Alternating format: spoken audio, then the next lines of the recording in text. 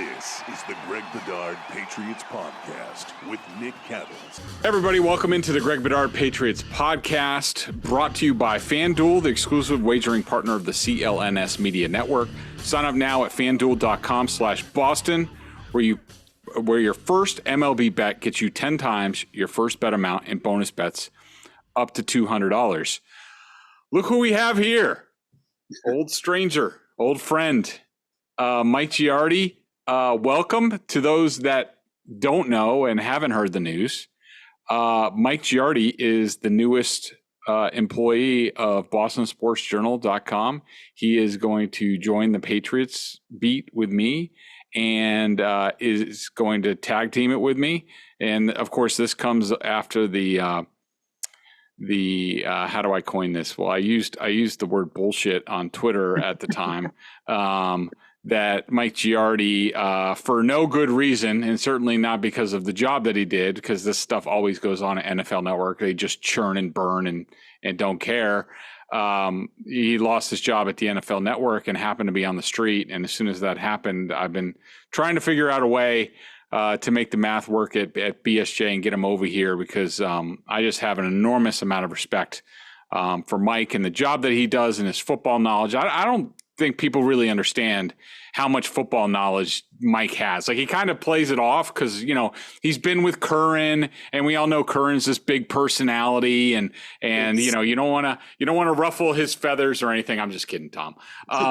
But you know, Tom was the show at NBC Sports Boston, and then he was at NFL Network. But you know, Mike played in high school, played in college. His dad's one of the legendary high school coaches in Massachusetts history at Falmouth, was the head coach at UMass Boston. So I'm confident in saying that, well, I'm not a big diva like Curran, allegedly. We'll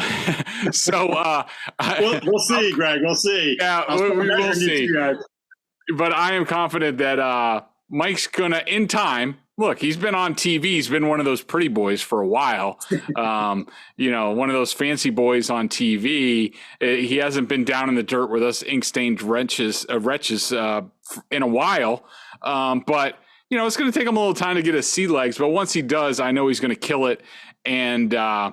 And he's really going to show off his football analysis side, which, of course, BSJ specializes in. But anyways, that was a long wind-up.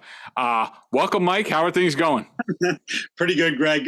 Really excited. I mean, it's kind of funny, you know, like I said, the deal between us got thrown together quickly, but the conversation started pretty much the moment the news came out with NFL Network. You messaged me, and, you know, periodically we'd message back and forth and like, well, keep me in mind, and and it all happened, and I'm really excited about it. You know, actually, we really progressed when I was on vacation, and I might as well have been, as you said, in Afghanistan. We're having conversations, and the phone is cracking up. But like, it just really excited to join BSJ. Been reading you since the beginning.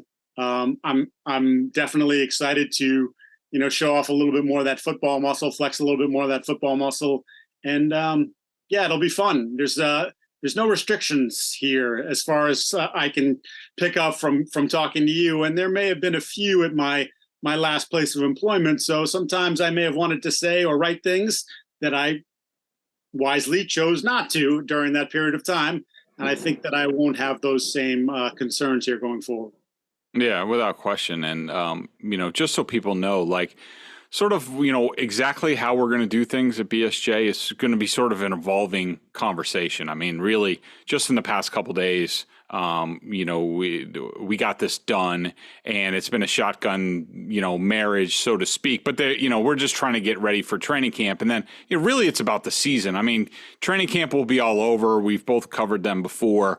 We'll figure out the rhythm with that. I mean, but you know, in some of the early conversations that Mike and I have, of course, you know, I have my, you know, 10-pole things that I do, my, you know, my film review on Tuesdays, and, you know, get into later in the week, I get into, you know, the opponent and the upcoming matchup, and also sort of my Patriots column on game day, reading where the team is and how it fits in with this opponent. And, you know, Mike's going to do a really good job of, you know, filling the gaps and making it even more comprehensive. He'll be doing a Q&A once a week as well, so you get double us And if you don't like me, and I know there are even some of our members that don't like me, because I put out a member survey at BSJ, and one of the comments that made me laugh was, it was like, what do you like best about BSJ? And they're like, my love-hate relationship with Bedard. So, I mean, and I was like, wait, is that my wife? Did my wife get in here?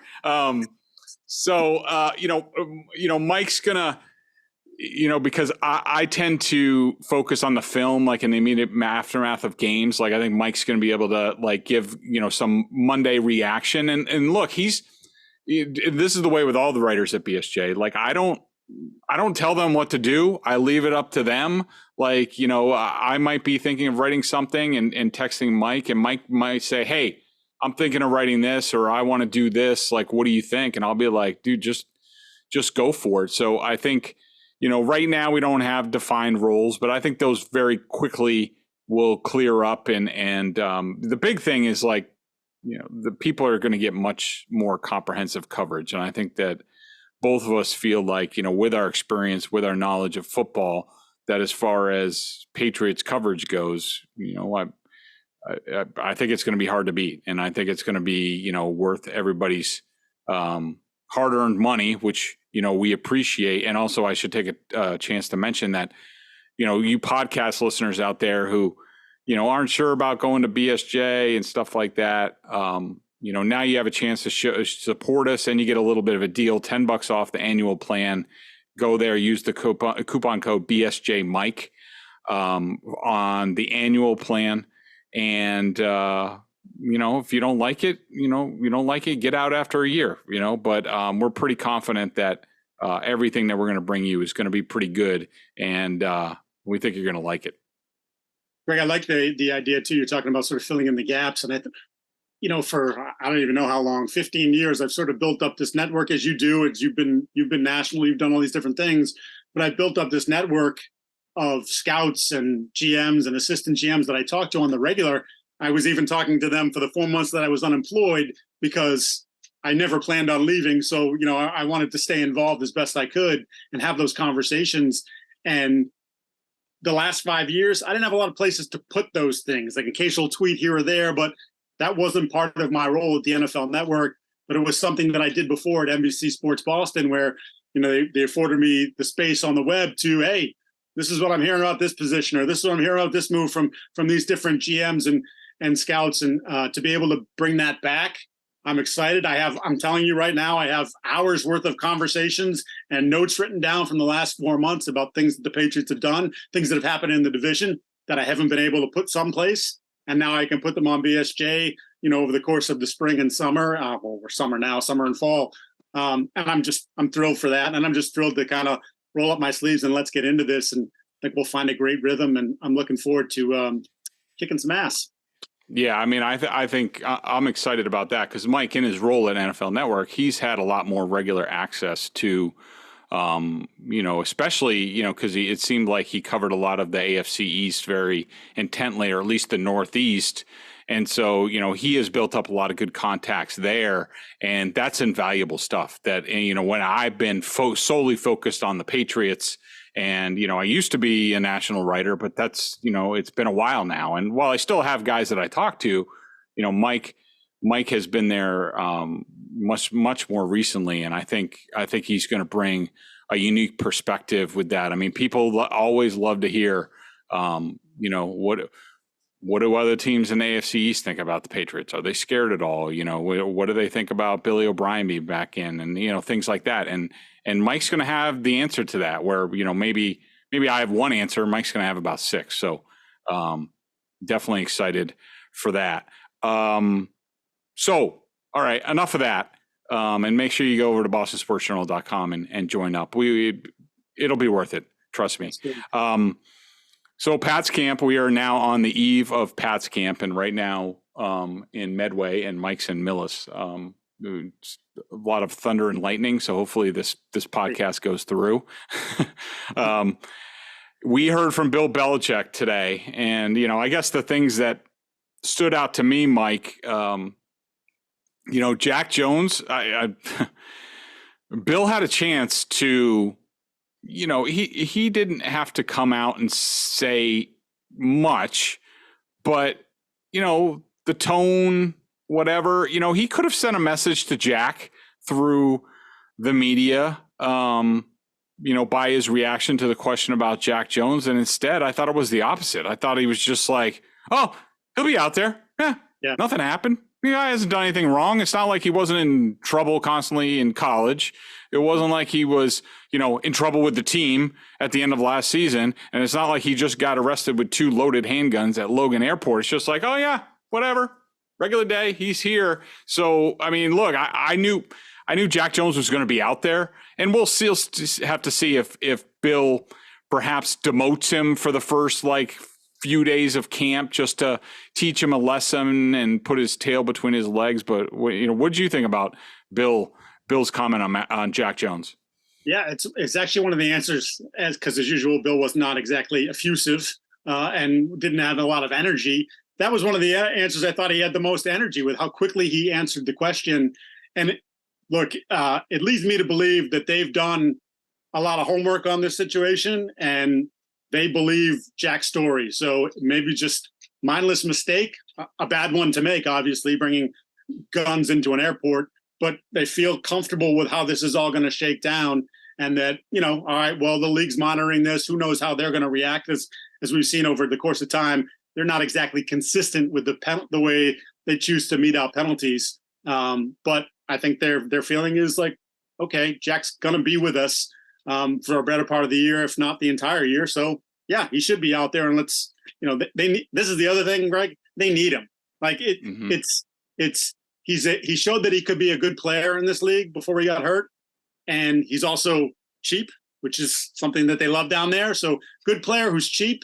You find ways to keep that player. Now, if this player was underperforming or more expensive, not a good player at all, he'd have been gone. They would have wasted no time wiping their hands of that. Go ahead, see you later. This is different. They're going to stand by their guy.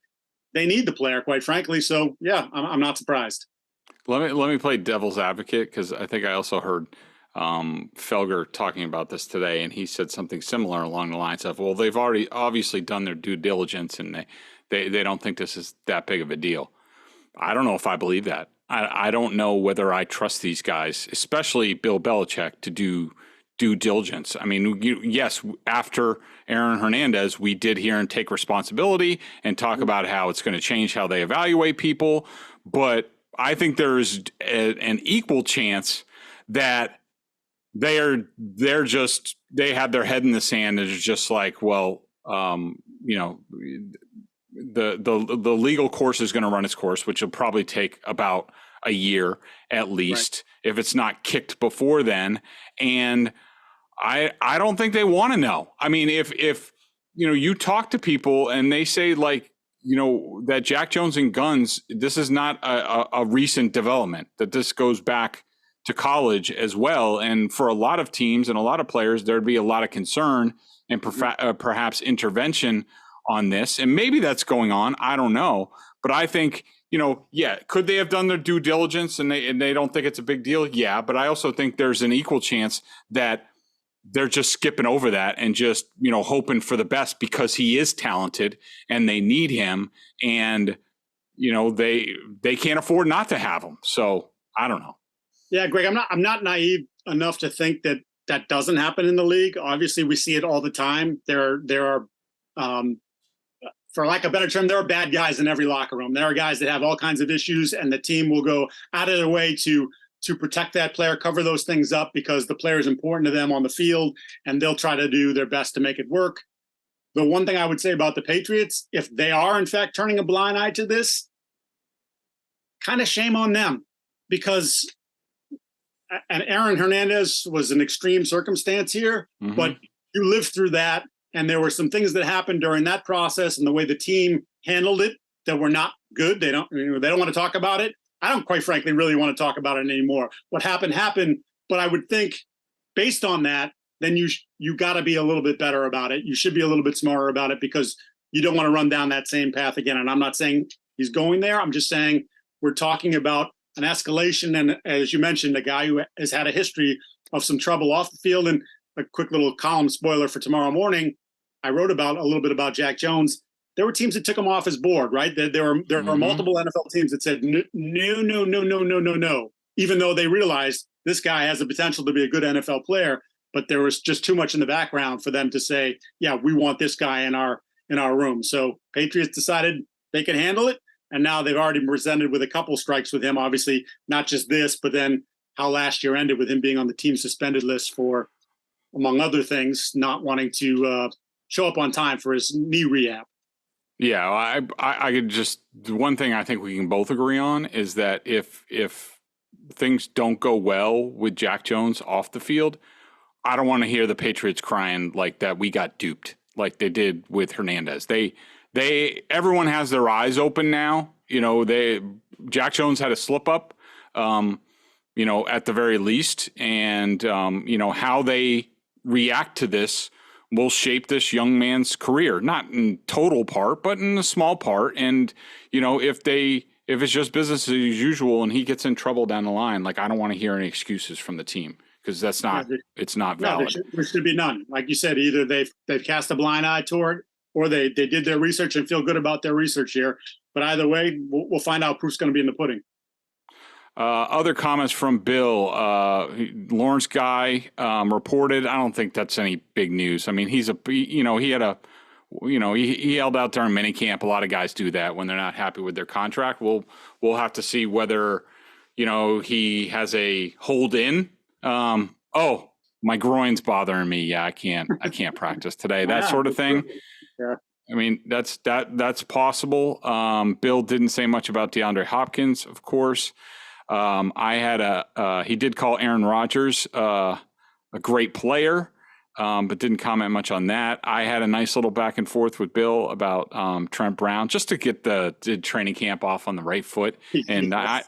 I know he missed me, but at least I did get him to say that Trent Brown's been here for 4 days, which was news, and that he looks good and he's ready to go, along with Juju Smith-Schuster and Tyquan Thornton. Surprisingly, not many questions about Mac Jones. There was one Mac Jones sort of new offense related, but Bill wasn't put in a position to comment on Mac Jones at all. We probably fumbled that a little bit. But anything else from Bill that stood out? No, I thought it was pretty bland and pretty blah. Like the interesting thing to me, like the Hopkins thing, there's thousands of players in the league and there are hundreds of thousands of whatever, they all go through. And, if you don't get them, there's 31 other teams. Well, not that he's going to say they fumbled the bag, but all they had to do was give him a little bit more money and he probably would have been here. They chose not to. Now he's with the Titans and he's, he had his press conference today with the Titans and he's, part of the reason I'm here is because of Derrick Henry. And another part of the reason I'm here is because Tannehill and his wife came to the facility to meet me. And I'm thinking to myself, no, the reason you're there is because they gave you 2 years and $32 million potentially in earnings and more in the first year than the Patriots are willing to do. And look, I still think it was a mistake, and we'll see how it goes. But they could have used that guy on the field, even if he's not what he once was. But without question, I think we agree on that. One other comment that sort of stuck out to me, and maybe it's just me being me, but he was asked a question. It was the last question at the press conference about because so many new guys are back on defense, can you start at a higher level? And he basically said no, you got to go back for everybody or else you're playing catch up. And I just noticed that he was he named Gonzalez, White, and Mapu and Chris Board, and I'm it just struck me that that's pretty much all they added this year. And along with Juju, that's it. Yeah. Pretty nondescript offseason. I would say, where you look at we look at the AFC East in particular, and how much did you close the gap on paper? I don't think you really closed it all that much, if at all. So again, they got all four teams have to reestablish themselves and do it on the field. But I think they got some work cut out for them here. We will get into our early thoughts, sort of camp preview of offense and defense after we tell you about FanDuel. Take your first swing at betting MLB on FanDuel and get 10 times your first bet amount and bonus bets up to $200. That's right, just bet $20 and you'll land $200 in bonus bets, win or lose. That's $200 you can spend betting on everything from the money line to the over-under to who you think is going to hit the first home run. It's all on an app that's safe, secure, super easy to use. Plus, when you win, you get paid instantly. And I'm telling you, that happens. I did it myself. There's no better place to bet on MLB than FanDuel, America's #1 sportsbook. So sign up today and visit FanDuel.com/Boston to get up to $200 in bonus bets.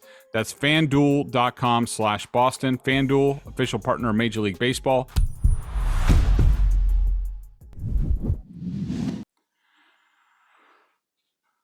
Okay.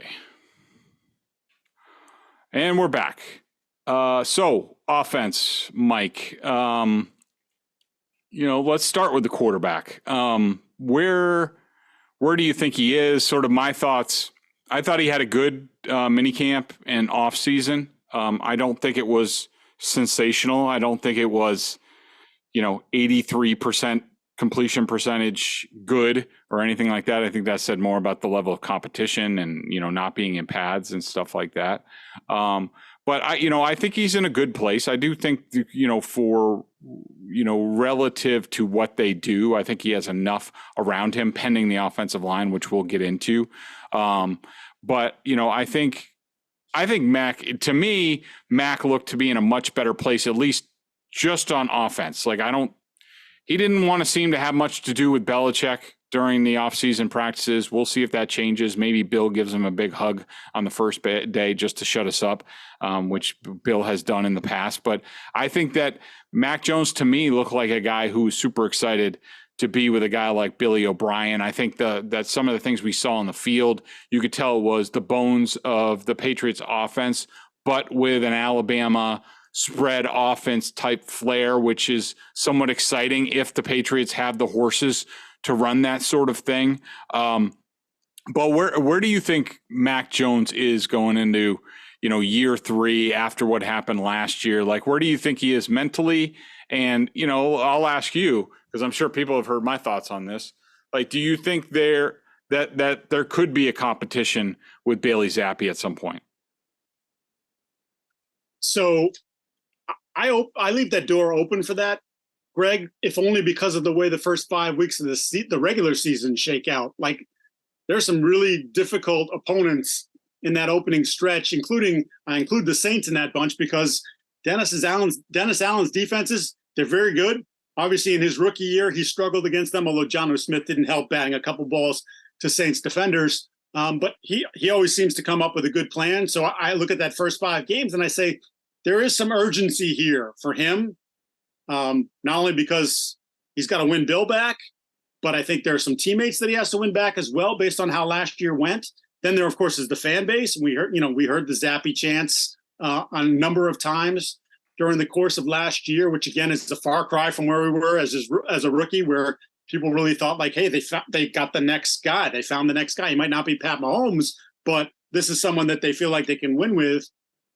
So there is a little bit of, not even a little, there is pressure to perform early. If they lose, but he's playing well or well enough, fine. I think he'll be fine. But if he struggles, the offense struggles, and they're 1-4 after 5 games, it wouldn't surprise me if Bill said, "I'm not doing this anymore. I've seen enough of this kid for the last year and a half, and I'm not doing it."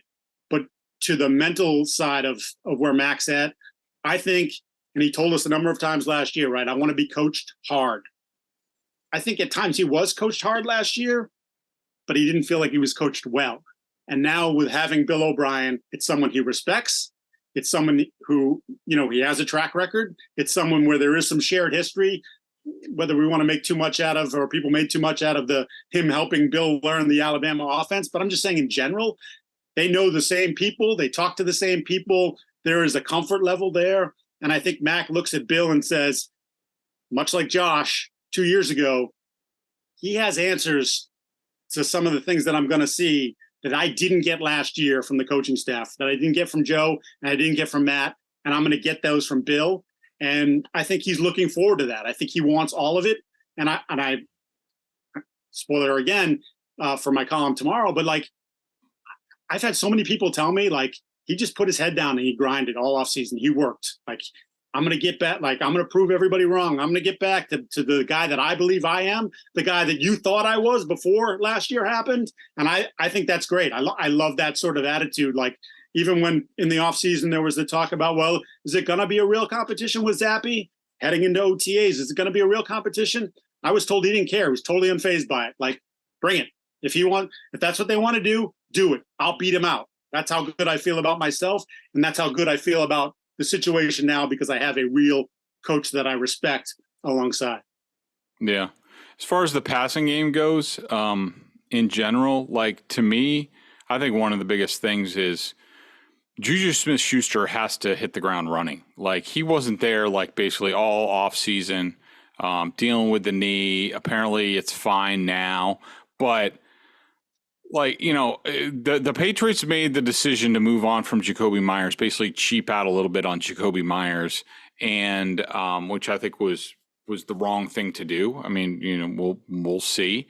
But, you know, Juju, you know, because he's replacing Myers and because it was so easy for the Patriots to bring Myers back, like, Juju has to be as good as Jacoby or better this first year, or else it's a complete bust. And not having that guy, if he's not that type of guy for Mac Jones, it's going to be disastrous for the passing offense. So Juju Smith-Schuster is a guy that I will be watching very closely. I'll be watching how they use the tight ends together. Like, I think Gesicki's just a big slot receiver. He's not really a tight end. He's he makes Travis Kelce look like Gronkowski, the way he plays the position. And Devontae Parker's another guy who has to stay on the field. And the same with Tyquan Thornton. I mean, Mike, I don't know about you, but to me, this whole thing about their passing game is like, in theory, on paper, they have enough to compete if the defense is really good, if the special teams is good. They have enough on offense, but they are counting on a bunch of guys that have not exactly been, durable throughout their careers. And if any of these guys start getting picked off the practice field and stuff like that, the trickle-down effect could be pretty bad. Yeah, it's massive. And it's, like, I made a comment last week or 2 weeks ago about, the interest in Denzel Mims. And so you have the Hopkins flirtation, bring him in for a visit. Then there's the reported interest in Mims. And they're two different players, obviously. Mims is a depth guy, and obviously Hopkins would be someone who would ascend to the top of your pecking order immediately. But to me, it sort of speaks volumes about where they are at that position, because they could have used both. That's how I felt about it. If you have Hopkins as the one, and again, even if he's not the same guy, and even if teams over the course of time figure, hey, 6 or 8 games in, like, dude, we don't have to shade coverage that way, or we don't have to alter things for him. Well, if you get that for 6 or 8 games, that's 6 or 8 games that helps your passing game while everyone else develops. I think that's where the Juju thing, he slides in. Now he's the number 2, not the number 1. He's playing the second corner. Kendrick Bourne, so on and so forth. You had advantages there you could take advantage of. Now you don't have that. Now you have Juju.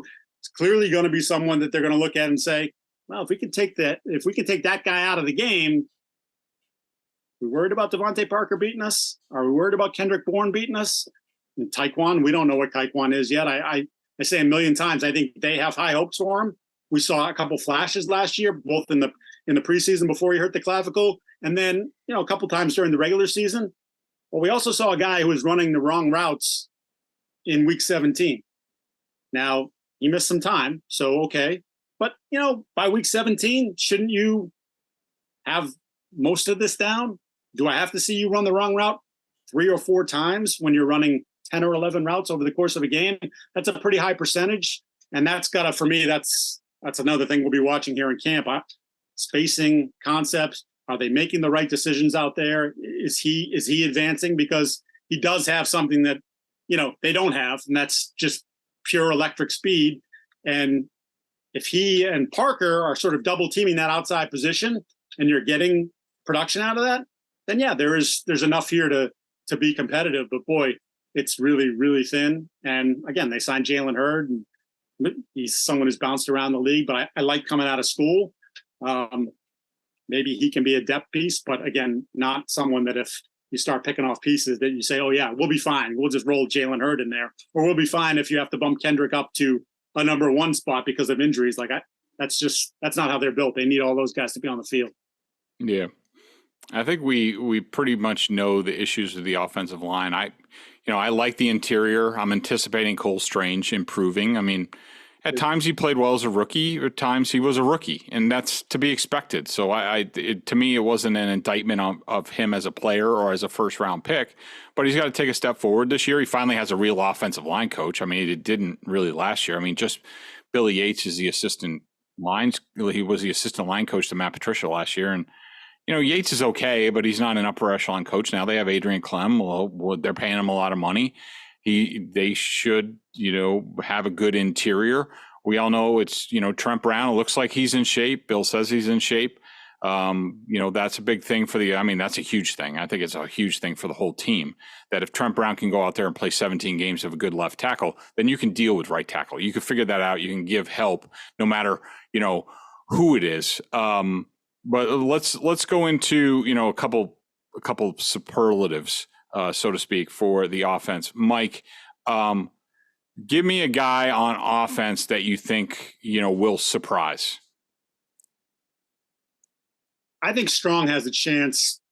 I just think there's going to be some opportunity for him. And I think they would love for one of the younger backs, Harris or Strong, to sort of emerge. I mean, they flirted again. They had Fournette in. Darrell Henderson was in here as well. As they kind of, are you sure about that position? But I think those guys will get plenty of opportunity here during the preseason, during the summer. And there's a chance for them to shine here a little bit. And look, I know a lot of people are excited to have Ty Montgomery back. He's another guy that he just can't stay on the field. So I can't, it's nice you try to pencil him in as your third down back. I can't. For me, it would be better if Strong was able to be the guy that emerges there as someone because he's younger, he's cheaper, and to this point in his NFL career, very, very small sample size, he's been durable. So that's something I look for and say, I'm curious to see how those guys look after a full offseason in the strength and conditioning program. Yeah, I mean, that's a good call because I think both, Harris and Pierre Strong, I mean, the door is open for them to walk into. Kevin Harris as the backup to Ramondre Stevenson. Pierre Strong as the third down back. The job is there for them to go and grab it, and they're definitely going to get that opportunity. For me, the name that will surprise, of course, I'll stay on the offensive line. I'll just stay, I'll stay in character. I left this right for you. I said, could I go offensive line? No, leave that for Greg. Leave it for Greg. Yeah. So I'm going to go Jake Matthews, one of their 18 interior offensive linemen that they selected in this draft. From this perspective, Michael Onwenu is on PUP. It'll be, Matthews and Mafi and some other guys, probably Ferentz, and they'll all get opportunities there. But, I think Jake Matthews will get a chance. And here's the thing that, the dominoes that could fall. If Jake Matthews looks good and say they're struggling at right tackle, that perhaps gives them the opening to say, you know what, let's leave Matthews there. Let's put Onwenu at right tackle where he did play well as a rookie. I mean, anytime anything goes wrong with the Patriots offensive line, can we move Onwenu? The Patriots just do not want to do that. They don't want to do it. But in their circumstance, they could. But here's the other thing. Say somebody like Calvin Anderson or Riley Reif does show well at right tackle. They think they're fine. Onwenu goes back to the right guard spot.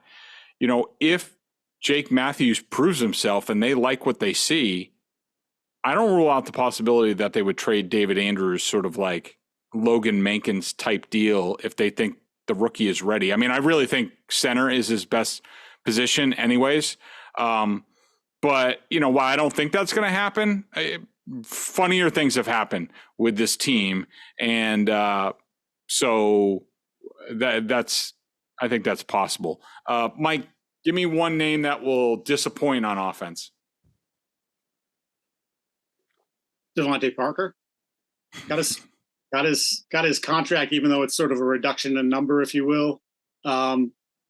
He looked completely disinterested, all but for one practice at mandatory minicamp, and that just so happened to be right around the time that we started talking about DeAndre Hopkins coming here. He's someone who, if you look at his production, has declined in each of the last 4 years. He's someone that we know. One season where he played 15 of the 16 or 16 of the 17, whatever it was, but he doesn't play full seasons. I think he just he comes and goes. There are moments where you say to yourself, I see why he was a first-round pick 7 years ago. And there are times where you say, well, I see why the Dolphins didn't care about trading him within the division, because there are times he just doesn't look like he wants to play. So good guy by all accounts, fine in that room, liked by his teammates, but I don't get the fascination with Devontae Parker, I guess. If I want to pull a Bob Ryan and JD Drew situation here, I just don't quite get the fascination. Yeah, I'm going to stay in the same position group, and I don't disagree with that. And I'm going to go Kayshon Boutte, the 6th round pick out of LSU. Speaking of a guy that was off a lot of boards, nobody at LSU, Greg, was unhappy that he left. They were, see you later. Thanks for everything or nothing. Bye-bye. Yeah. Look, do I think the kid has talent? Yeah. I mean, look at his freshman tape. It was unbelievable. But from that point on, he was not anything close to being a professional. I don't know why anybody thinks he's going to be now. There's a reason why he was returning to LSU and then suddenly he wasn't. I don't think he worked out well before the draft, which still caused him to go he was sort of late round priority free agent type of guy. And, I guess there was a viral video for a short time of, Bill O'Brien, chewing him out during one of the OTA practices. And I have a hard time seeing that guy doing the things necessary to stay on the field and to pop. I mean, he is definitely like a prime sort of practice squad guy where you're like, look, we're going to give you a chance, prove yourself every day, day in, day out, 365 for a couple of years, and then maybe we'll talk. But I think the Patriots fans who look at his freshman year tape and think that guy's going to be out there this year for this team, I'm sorry, it's a pipe dream. I think DeMario, is it Douglas, who is the wide receiver that they drafted? I think that guy has a much better chance of making an impact on this team than Boutte does.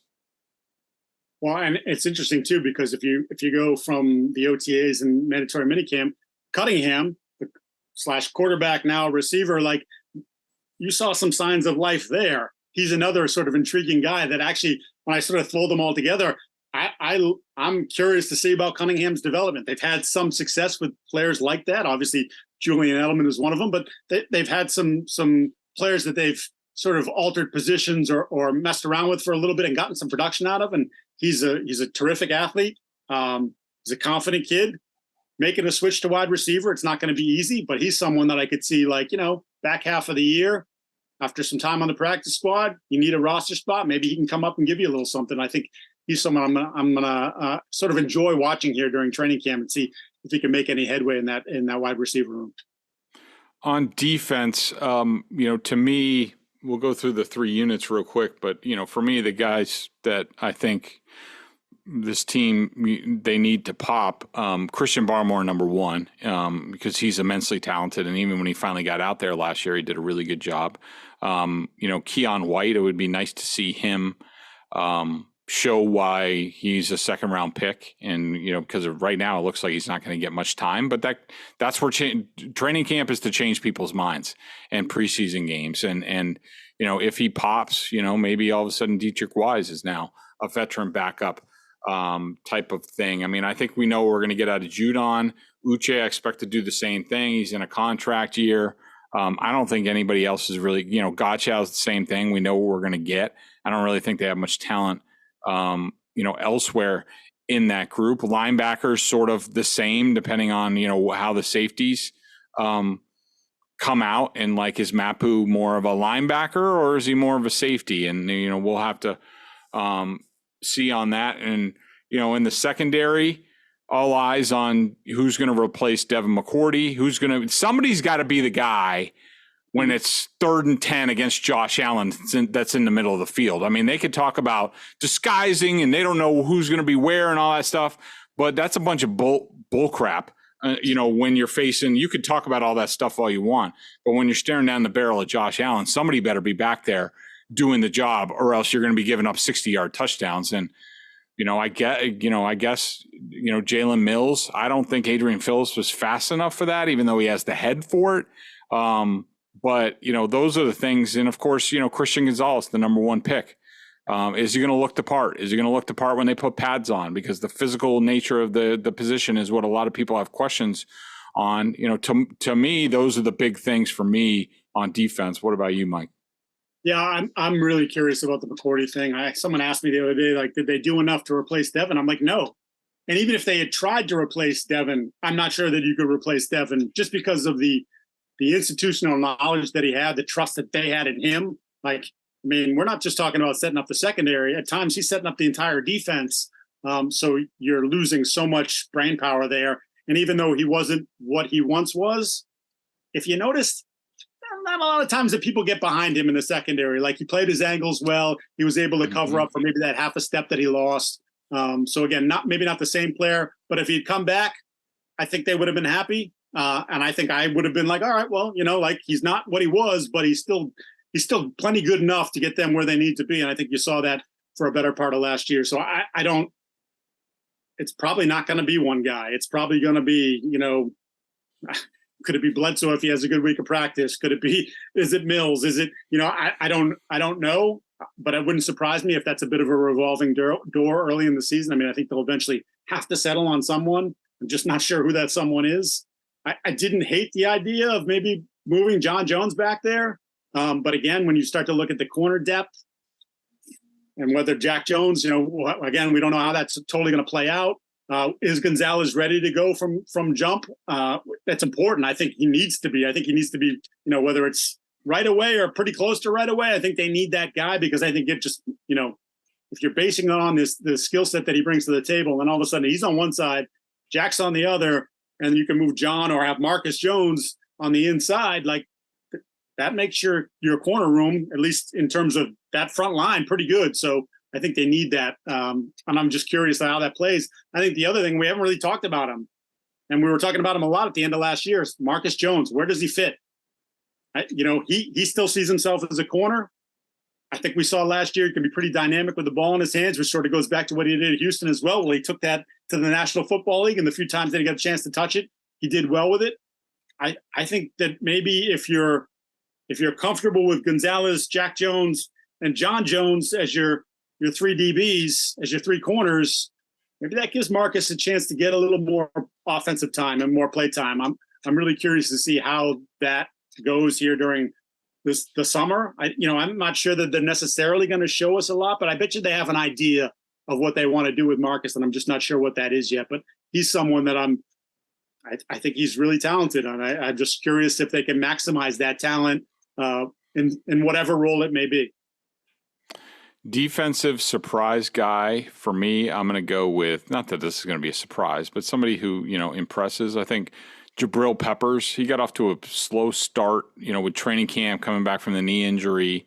And I think it was Cleveland to, he was pretty good by the end of the season. I thought he looked really good in OTAs, and I think Mapu and Jabril Peppers are sort of X factor guys for this defense that they can do a lot of things with. And it's just that Peppers is a little smaller than Mapu. I mean, I could name Mapu here because I was just so blown away by him, and that they gave him all that they did in the offseason practices to tackle the different positions and stuff like that. You never, ever, ever see that with a defensive rookie on the Patriots, and that they felt comfortable enough to do that tells me, they have big plans for him. Who's a surprise for you, Mike? Yeah, I think that, and I guess we've talked about him so much.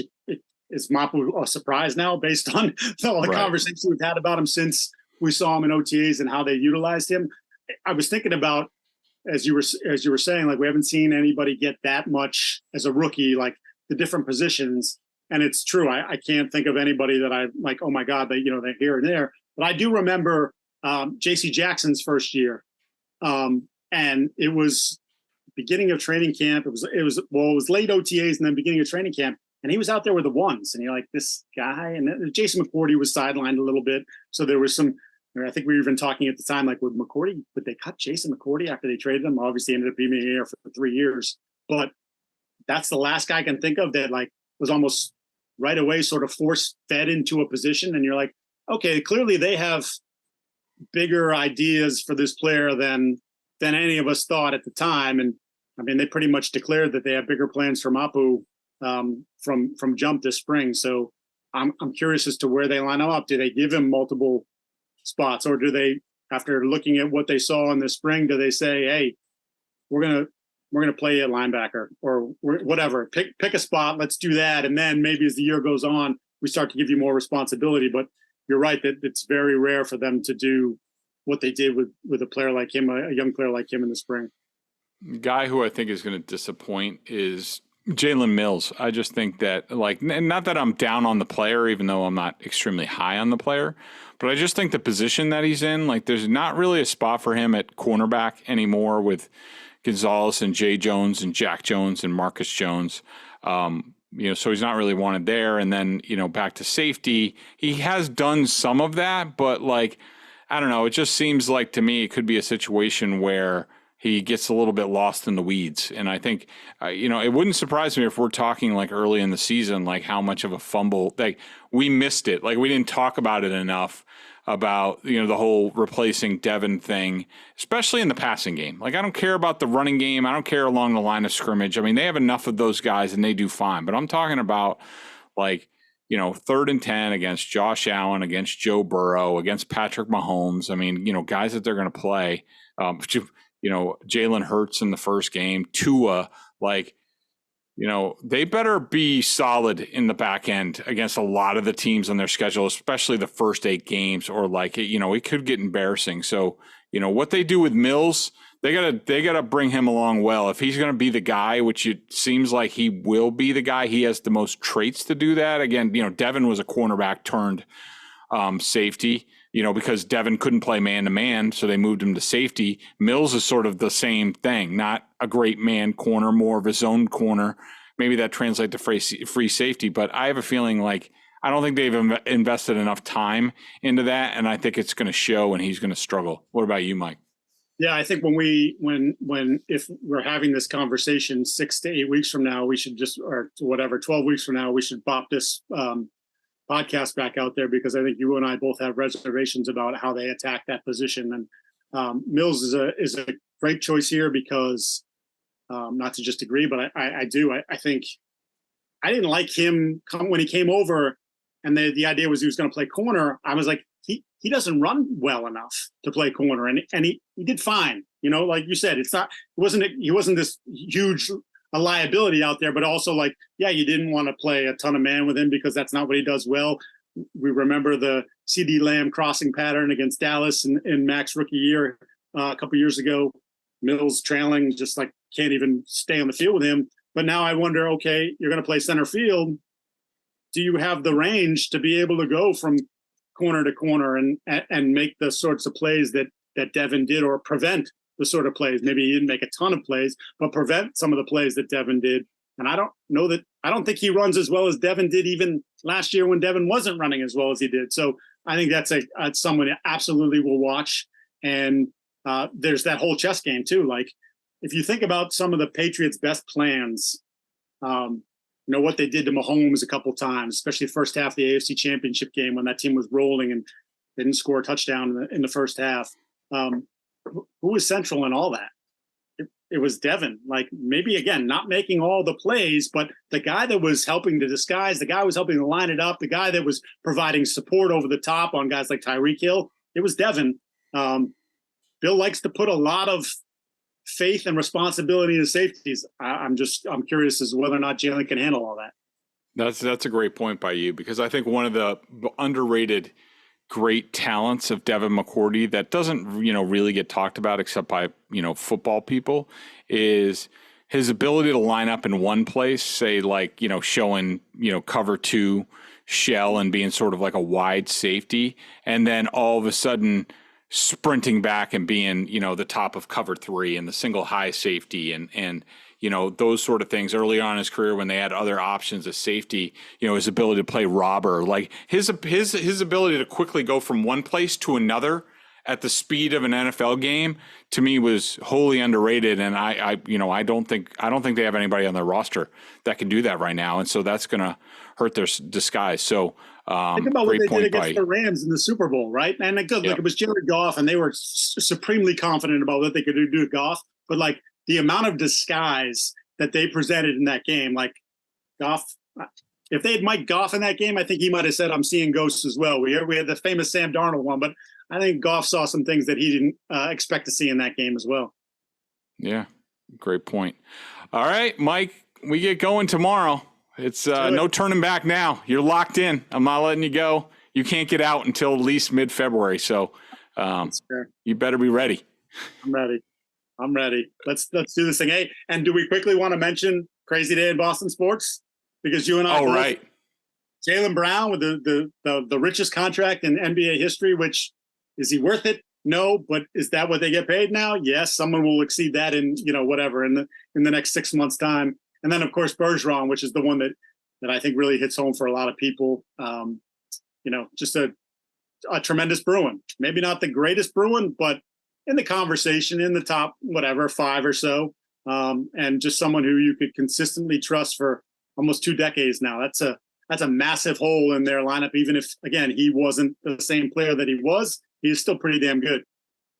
And it's just what was funny about the Jaylen Brown contract is just, the thing that, from covering the NFL where, these guys literally put their lives on the line and they're scraping together Lawrence Guy, that's part of his contract issue is do I really want to beat myself up for $4.5 million? And here's Jaylen Brown, who, look, he's a good player. He's not a great player. And he's going to be making something like $60 million a year. That's almost double what good quarterbacks get in the National Football League, which is a much harder position. It's just, that blows me away. And, Bergeron, to me, I'm a huge Bruins fan. My son plays hockey, so we watch all the games almost as a family. We watch all the games, and as my son came up in sort of the hockey ranks, I took great pleasure in pointing out Patrice Bergeron to him, and saying and we would go to occasional practice at Warrior Ice Arena and stuff like that, and I would just tell him watch that guy and listen to what he says in press conferences and how he talks and look at what he does in the community and any sort of behind the B thing or whatever on Patrice Bergeron we would watch, because I wanted to show my kids, and both kids, my daughter too, because she's an athlete, and we'd all sit down and trust me, from covering professional athletes in a wide array of sports, you learn very quickly, what you believe a guy to be and to stand for just isn't true. It's just sort of the facade. And, you don't want to speak too highly about people, but Patrice Bergeron was one of those rare guys who just did everything the right way. He was complete in total class, and I'm going to miss watching him, play every single night and wearing that C and that's the thing that stands out for me. Is just he ran the program for, at least the last decade here. I mean, Chara was the captain, and that's nice and all, but I'm sorry, it was Bergeron. Everybody followed Bergeron's lead, and that's invaluable to an organization. And I just wanted to say, thanks as a fan, and, thanks for being a great example to kids in this area, because those are few and far between. They really are. Yeah, you and I were texting about it, and I wrote a column for us, and you're like, do you have a behind the scenes, something happened in 2011? And I was racking my brain trying to think of something. And you know what? I couldn't come up with something. I could tell you a million different stories that happened during that run for almost every player on the team. And I'll remember the between games 1 and 2 in Montreal, 1 and 2, 3 and 4, 1 and 2, right? They went to Lake Placid because they had an extra day and they wanted to get out of Montreal. They didn't want any fire alarms pulled. They wanted to go to Lake Placid, sort of prepare as a team and, a little team bonding. And I have stories about every guy from the time that we were in Lake Placid. It was 24 hours, and I saw this guy here, and I did this. And we gave Tim Thomas a ride, and he was making fun of Claude Julien, and there was all these different things. And then I'm thinking to myself, we're out at the bar at the end of the night, and there's a bunch of Bruins there, and there's one Bruin player hitting on a Lake Placid girl, and there's all these different things that are happening. No, it wasn't there. Patrice wasn't there, and he was at the team dinner, because we just happened to be eating, not too many places to eat in Lake Placid. We happened to be eating in the same place. So he was with the group, but then most of the group went out. Patrice wasn't there. And I actually kind of think, like, now that I'm thinking about it, like, that's sort of like he was just a classy dude. Not that these guys aren't classy dudes, but like, I'm about business. We're going to, I'm a team. We're going to have dinner. And then I'm going to go get my treatment and rest and be ready for practice tomorrow. And you guys do what you do to whatever, blow off steam. I'm going to be back at the hotel room. And that's that. And he's just a classic, a guy who got the absolute utmost out of his own ability, improved a lot over the course of time, embraced a bunch of different things from different coaches. And I think if you could clone him, I think every sport would clone. They'd want a guy like that on their team. You're not the singularly the most talented guy, but the one who always gave you everything he had and generally gave you positive play every single night. Well said, Mike. And I will see you tomorrow. And sure. Hopefully we see everybody listening to us over at BSJ. And Mike will have a Q&A later this week. Oh, shoot. That reminds me. I have to get back to mine because I got interrupted we had a little snafu with the website today. So I have to do that as soon as we're done here. But Mike will do a Q&A later in the week. But hopefully you guys come, join up, devour our coverage because you're not going to want to miss it.